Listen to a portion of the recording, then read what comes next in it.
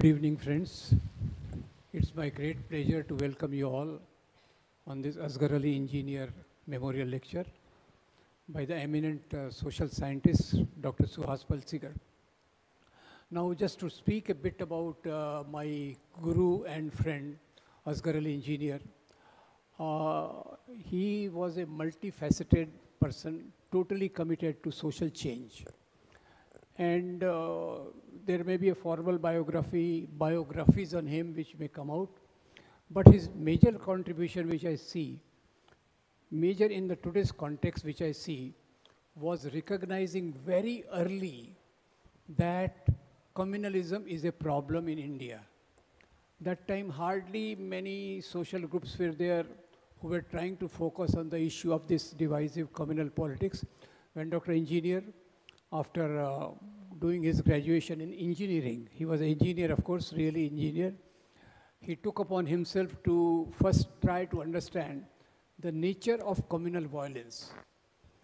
And it was a great observation on his part that this communal violence has nothing to do with religion.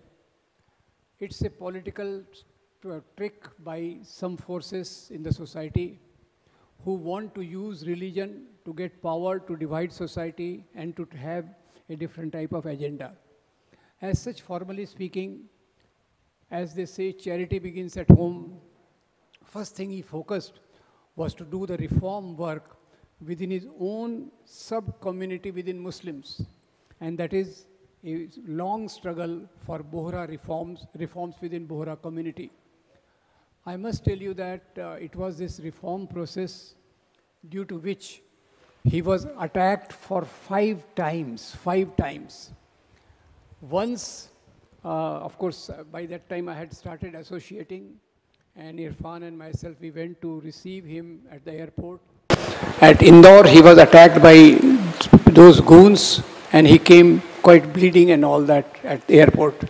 Same time, his house and his office, both were attacked. And in house, there were so many multiple editions of Quran which were destroyed in that particular attack. Of course, still, Irfan and Sandhya maintain that home library also very well. It's a matter of pride for us. So Bohra reform, then investigation of communal violence, then trying to bring an understanding about communalism in India, how it developed, its genesis, freedom movement, Kashmir, partition, all those things which, of course, I was so impressed that I used to visit the office, his office, and used to come across this. So I won't go into the details of the vast nature of his work, the prolific writing, and the in-depth, very, very in-depth study of things. Meanwhile, of course, today, later on, after 9/11, 2001, the phenomenon of terrorism, which was wrongly labeled as Islamic terrorism, came up.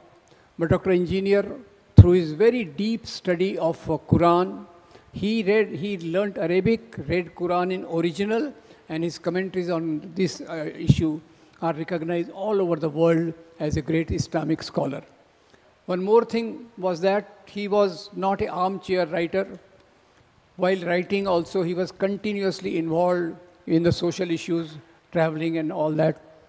So the last point which, of course, I learned from him was about the analysis of various issues. And one last point which took up towards the end of his writing career was the gender issues. Gender issues, very close to his heart, and he came out with brilliant books on gender and Islam. So this is his writings, which of course are very profound, and somehow with this, the story of CSSS and Dr. Engineer's biography, they run parallel. He started getting involved. First he formed a group called Ekta. Ekta was the first group even with which I also got associated. And the idea of Ekta was that this communalism issue, it should reach, its awareness should reach to different people, and especially trade unions and other people. They should protest against what is going on in the name of communal violence. Especially I remember after demolition of Babri Mosque, when I also woke up in a way to the issue of communalism. I heard that he has an office somewhere in Santa Cruz. I went to attend the office, and that time there was no space of sitting in the office. He was sitting in the middle of the room, and all people were surrounding, trying to form the strategy for relief, rehabilitation, and prevention of further escalation of violence. So our CSSS was culmination of this whole process of engagement with society on the issue of communalism. And as it was formed, things started getting more formalized. Apart from, of course, the 50, 60, 70% of the work was done by Dr. Engineer himself, like his fortnightly issues in secular politics, then his monthly issues on Islam, that some of these still continue. And communal violence work done by our center has been fairly unique. So to add to this, other activities got added, like taking workshops of teachers, taking workshops of activists, 5-day workshop, 3-day workshop, 2-day workshop, lot of these things we carried on. And this was all when he was very much the mentor and guide for the center. After his sad demise, due to unfortunate circumstances, mainly he was least caring about himself.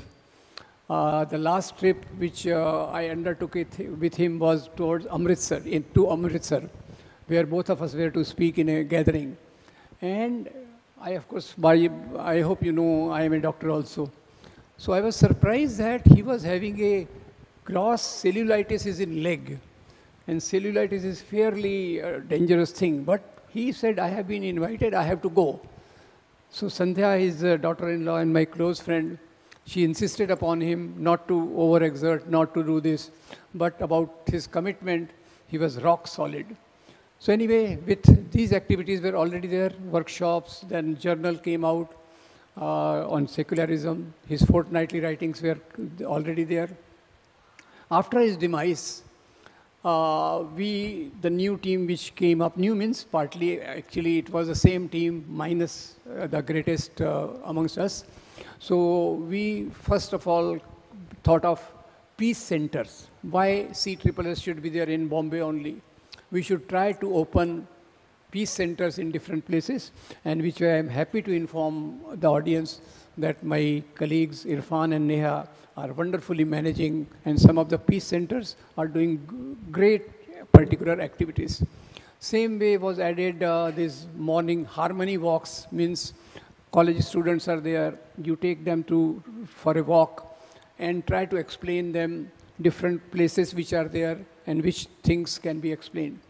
And lately, of course, the center has also been a place, Center for Study of Society and Secularism has also been a place where all those who are very committed to the idea of secularism, progressive values, and of course, India's constitution's liberty, equality, fraternity, it has become sort of a center for many of us to meet and deliberate and to see that how our ideas can be taken to the society. That is the biggest challenge of society.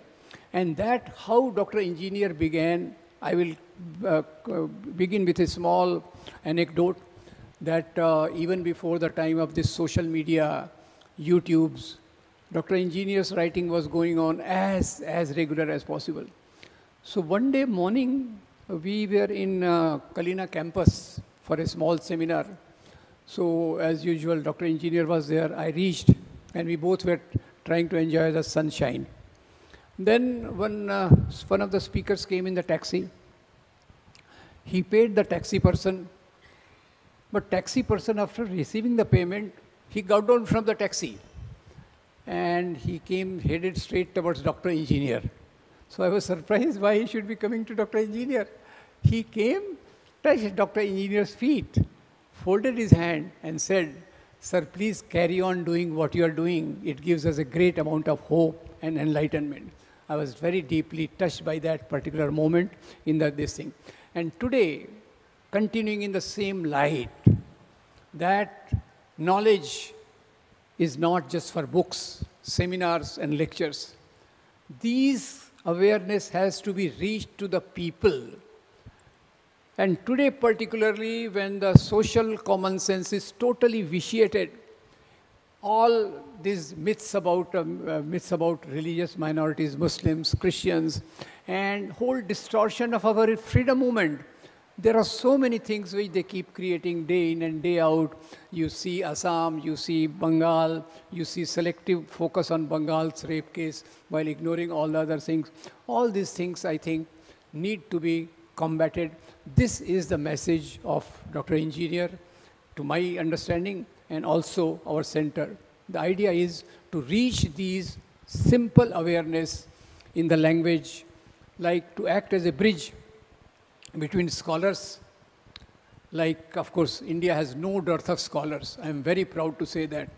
But question is, how this knowledge essence reaches the average people. That is a big task which we have to carry on as inheriting the values of Dr. Asghar Engineer. So in the same light, of course, I must say, today we are standing at a very crucial time in the history, as everybody says all the time. But whether democracy will survive or not depends on this, whether Dr. Engineer's mission of reaching these things to the average people, acting as a bridge between the scholars and the people on the street, that I think is the biggest challenge, in the line of which we also started this Asghar Ali Engineer Memorial Lectures.